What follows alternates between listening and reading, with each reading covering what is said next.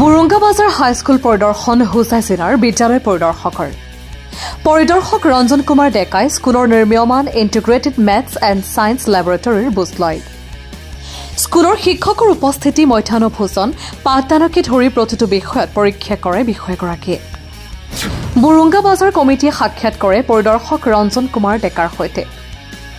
বুৰুঙ্গাবাজাৰ কমিটিৰ সাক্ষাৎকাৰত পৰিদৰ্শকে কয়, স্কুলৰ সন্মুখত উচ্চ স্তৰৰ শব্দ হ'ব নালাগে, ধপাতজাতীয় বস্তু বিক্ৰী কৰিব নোৱাৰে, স্কুলৰ পৰা অলপ আঁতৰত বজাৰ বহুৱাব লাগে। এই স্কুলখন এই অঞ্চলৰ ৰাইজৰ সম্পদ বুলি কয় পৰিদৰ্শকে। আমাৰ হাতত মন্তব্যৰ কিছু কিয়দংশ আছে, শুনা লৈছো।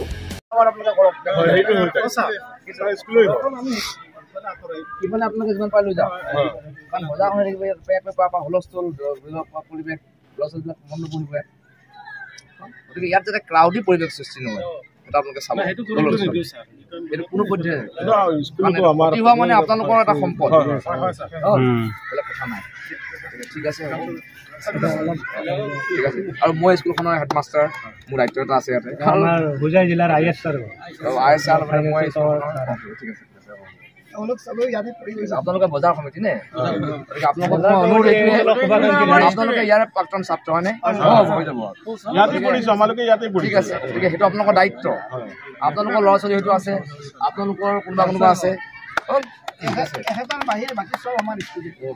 আপোনালোকে ইয়াতে পঢ়ি যোৱা। এখন আগতে মাদ্ৰাছা আছিল, এতিয়া মাদ্ৰাছা নাই, এতিয়া স্কুলখন হাইস্কুল হৈ গ'ল, হয়নে বাৰু? এতিয়া এডুকেশ্যন চিষ্টেমটো পুৰা প্ৰগ্ৰেছ সমান্তৰাল হয়। News desk report, Suhana live.